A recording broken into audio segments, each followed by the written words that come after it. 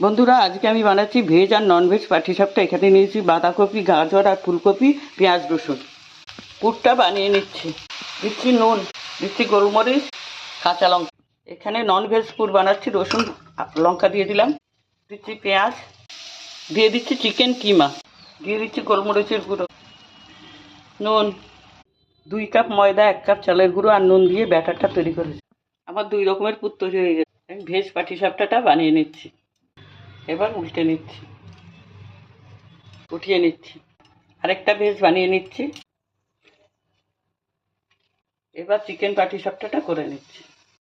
চিকেনের পুরটা দিয়ে দিচ্ছি। আরেকটা চিকেন পাটিসাপটা করে নিচ্ছি। উল্টে নিচ্ছি পাটিসাপটাটা। এই 3টে ভেজ, এই 3টে নন ভেজ।